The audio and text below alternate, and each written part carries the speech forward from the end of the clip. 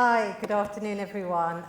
My name is Chovet and I'm the Technology Director for FLOWERBX. So I hope you had a good morning and it wasn't too much death by PowerPoint. But anyway, I'll let Dilbert answer that for me. But before I start, I've got a question actually to ask you. How many of you in the audience today have ordered flowers online ever? Good show of hands, good. So how many have heard of FLOWERBX? Okay, so maybe marketing needs to do a bit more work in that department. So this afternoon I'm going to talk to you about FLOWERBX and how we scaled our business from a London-only business to an international one. But first I want to tell you a little bit about the flower industry. So by 2021, the flower industry is going to be worth 100 billion euros in trade globally. And the largest exporter of flowers is Holland, who own 43% of all the world's flowers. And more recently, there's been competition from Kenya, Colombia, and Ecuador, mainly because of cheaper production costs, labor costs, and also they have a really much better climate. So Colombia now exports more flowers than any other country other than Holland. So you can see how these South American countries are slowly encroaching on Holland's market share. So the industry has been there for a very long time. And obviously with the advent of e-commerce and online shopping, it's ripe for disruption. And we can see that with the many new online flower companies that we have today.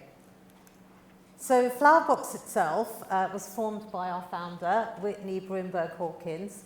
It's a really interesting story because Whitney used to work for Tom Ford, the fashion designer and film producer. And Tom Ford always gives flowers to his clients and customers and friends. And in fashion, it's really a form of currency, just like in the showbiz world, I guess. And what Tom always insisted on was that he wanted to give single stem flowers of the same variety. So Whitney, who started off as his PA, used to go running to florists and buy bouquets and be picking out the single stem flowers to his specifications because he's quite a pedantic and particular kind of man. And after 10 years of working for Tom, when Whitney wanted to start her own business, it was very natural for her to think, I'm going to start a flower company and I'm going to source those flowers that are of the single stem variety. So in terms of our products, that's what we offer, single stem varieties of the same flower. But we also offer accessories in the form of vases, candles, room sprays, and plants. We partner with a distributor in Holland. That relationship is really, really important to us. They're a very large-scale provider of flowers, and we basically work with them to get knowledge of new growers in the market, to understand new flower varieties that are coming on board, to understand when flowers are in season and when they're going out of season, and it's a very strategic relationship, and they distribute all over the world. We deliver all over Europe now, to London, to Paris, and more recently we opened up a New York office. In London and Paris, we hand deliver our flowers to our customers and work with a distributor, a logistics provider in Europe. So we do insist on a very premium quality of flower. And our user base is mainly women, unsurprisingly, between the ages of about 25 to 55, although we have 30% of men that buy from us, and that usually accounts more for the gifting season. And the thing I've learned is flowers is a last-minute business. It's really, really hard to project how many orders we're going to get for a big event such as Valentine's Day. 2 months beforehand, the order numbers won't be very high, even a month beforehand. In 2 weeks, they'll slowly be increasing, and 2 days before, it will go mental. So flowers is very much a last-minute business. But luckily now we've got the historical data, as we've been going since 2015, to be able to handle our capacity and also manage our buy. So I want to talk to you a little bit more about the supply chain. So traditionally, you have growers, and the growers obviously grow their flowers in the flower market. and they bring them to the market, who are to distributors who will purchase those flowers. The distributors then export them to a wholesaler. So, for example, in London, the biggest wholesaler is New Covent Garden Market, and florists will go to the wholesaler to buy the flowers and then put them in their shops, and we as customers will go and purchase those flowers. So what you'll find as an average customer is that your flowers, when you get them from those florists, are about 14 days old. And hence, when you put them in the vase at home, they'll probably last you about a week more if you're lucky. And what we've done with FLOWERBX is we've cut that middleman out. We've basically formed a relationship with our grower, our distributor, sorry, who's got a relationship with the grower. And we've actually got good relationships with lots of growers now, because we do demand that really high quality of flower. And our distributor exports them to us in our London warehouse initially, and then as we expanded over to Europe, to our Holland warehouse where we distribute them, and now also New York, and we get them to our customers in 2 days. We actually do it much quicker than that now because we've started next day delivery, so we can get you flowers from the Holland flower market in just 1 day. So the key thing I would say that's really important for us is speed to market. We're dealing with living products here. It's not like we've got a warehouse full of books or clothes or, you know, like normal retailers. Our flowers die, so speed is absolutely of the essence to us. So talking through this process, starting on the left, around 1 o'clock in the morning, our supplier order module within Magento collects all of our orders for delivery the next day or in 2 days' time. That order is sent to the distributor, who go to the flower markets, and it's really interesting the way the markets actually operate because it's a bit like a stock exchange. The clock starts at 4 o'clock in the morning.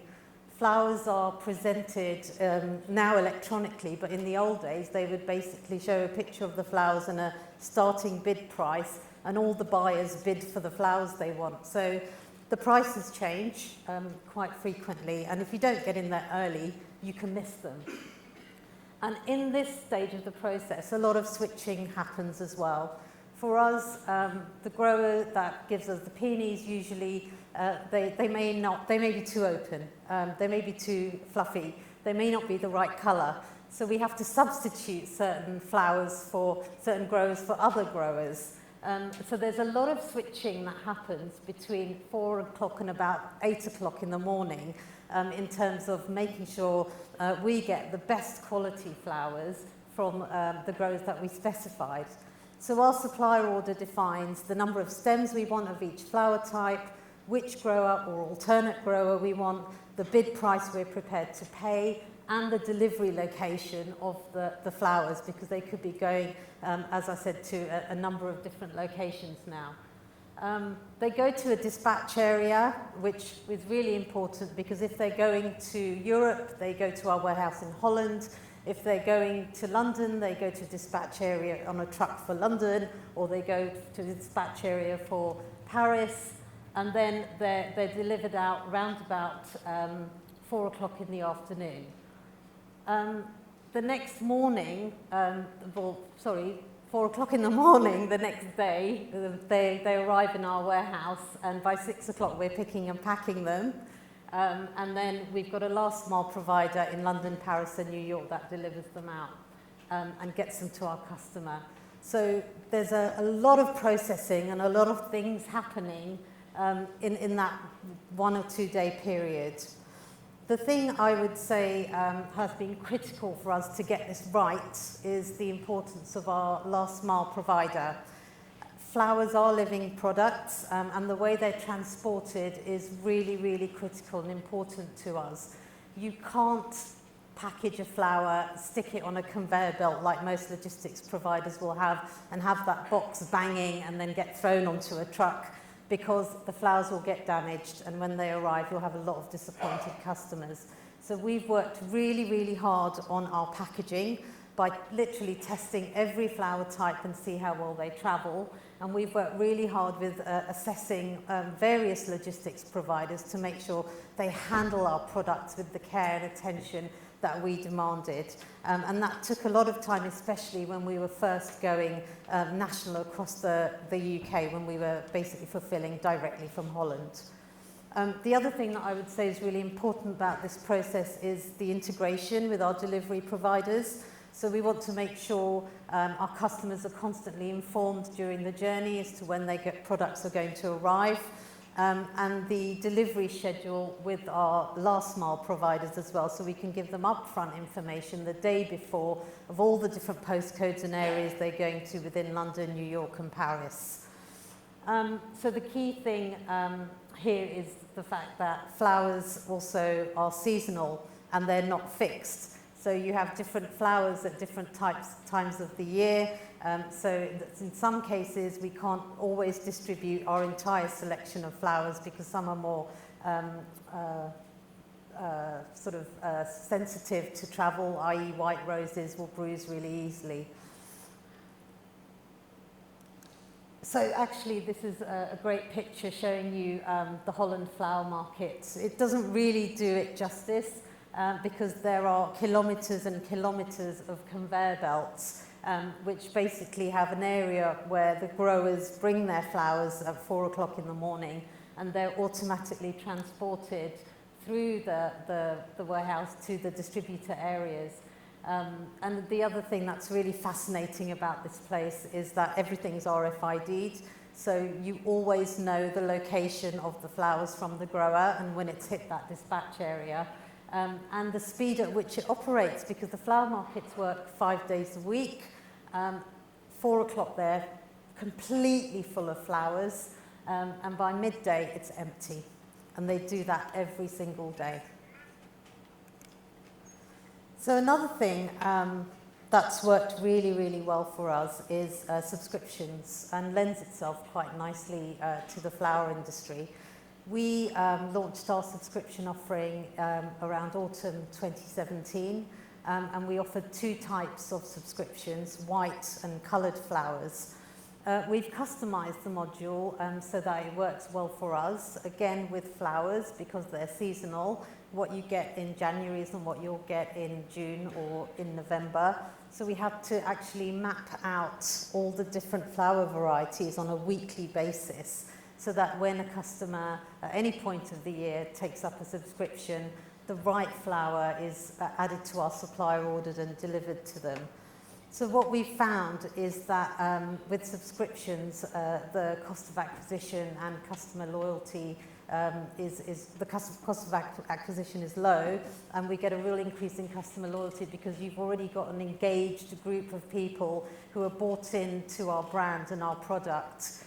So subscriptions has increased 4-fold for us this year, and we're also looking to add even more subscriptions to our offering.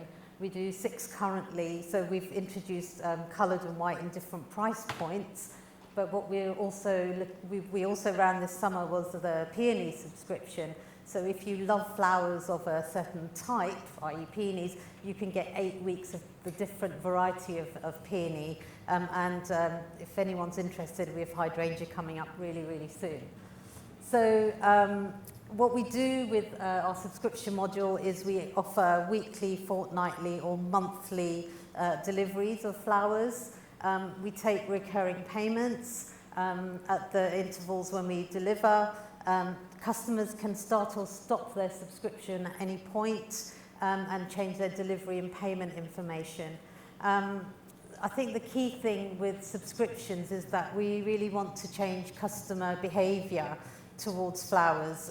Just like you buy your groceries every week or maybe subscribe probably to a digital publication or a magazine, we want customers to feel that they also should get their flower subscription so they can have a beautiful delivery from FLOWERBX on a regular basis.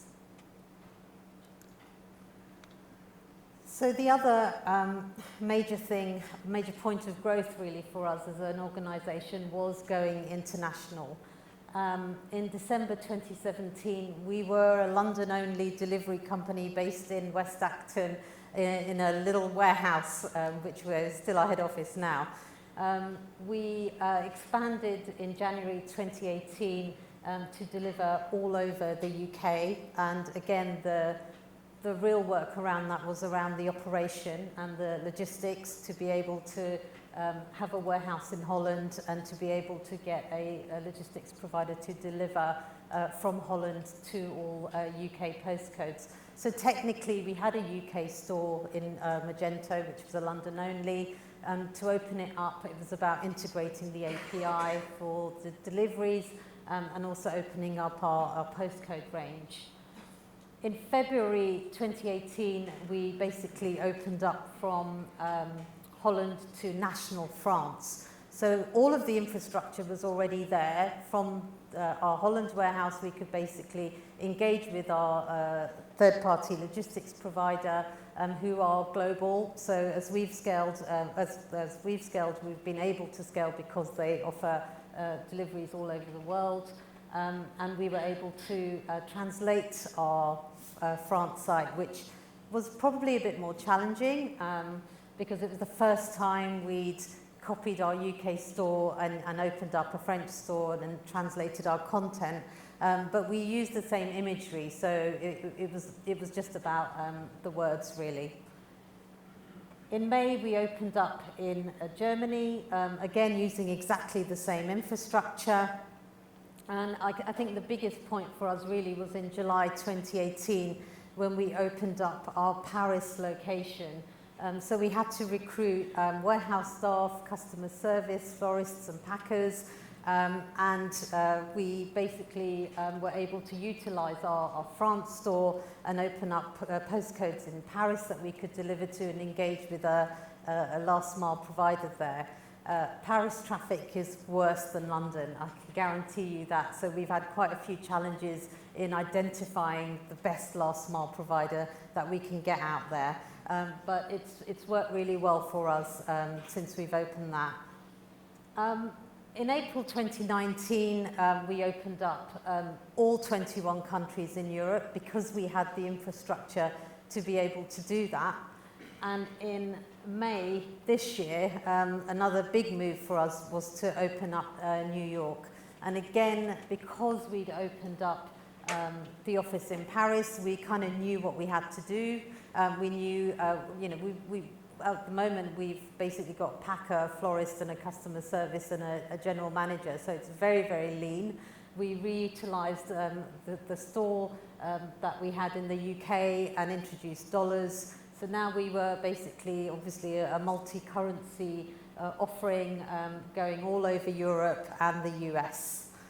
So, as I mentioned, we are a lean organisation across the board. There's probably about 50 of us in total at FLOWERBX, and we reuse all our imagery. We do spend a lot of time and effort on the brand, mainly Whitney's influence, I would say, coming from that sort of fashion background.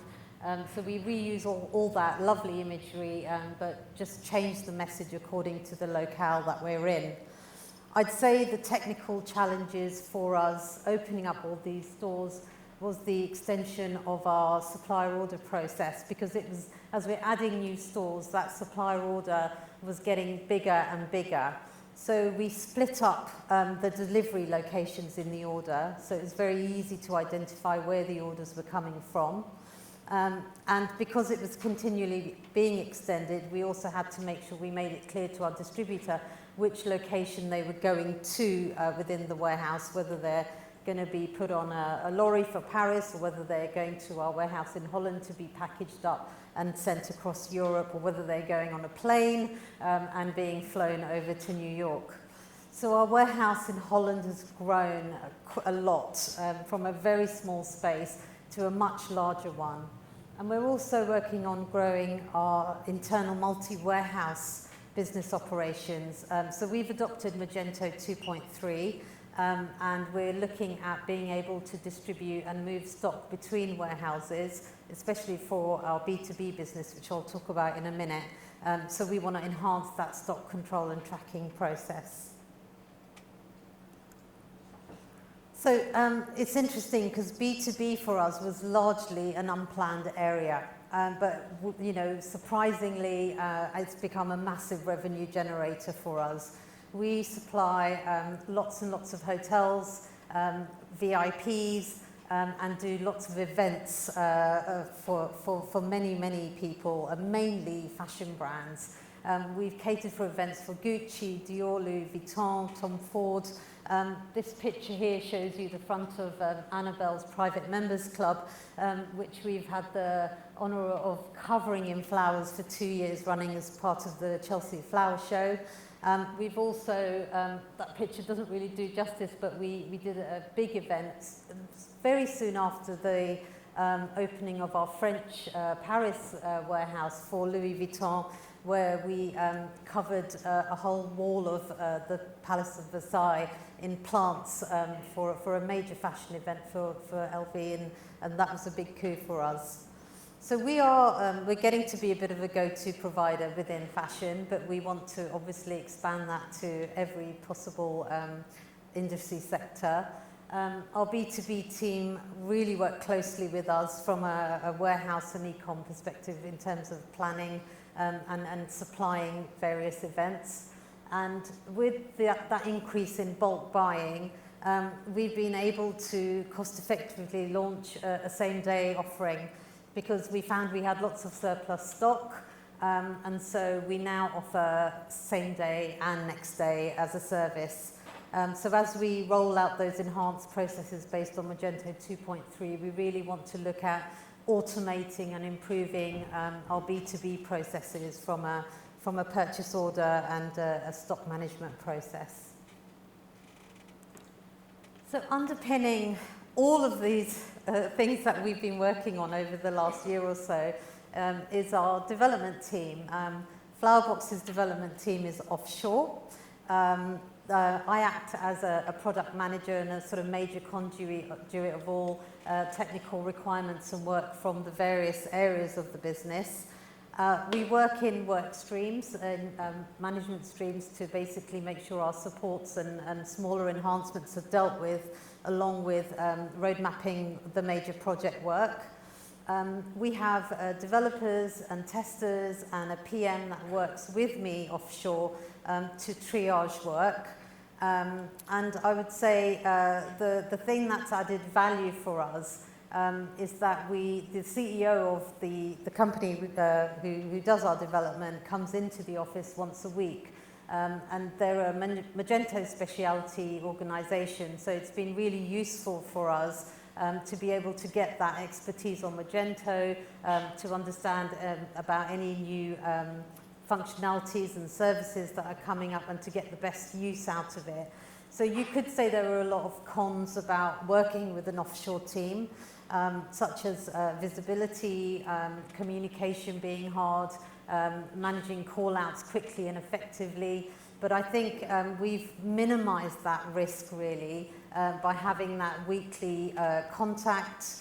But the biggest positive, I would say, that we have as a very small and lean startup is cost.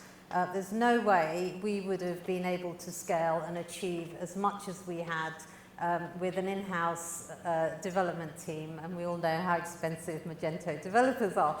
So it's been excellent for us because we've also managed to be able to scale the team, bringing in additional testers or additional developers as we've needed them, and then scaling back as we haven't.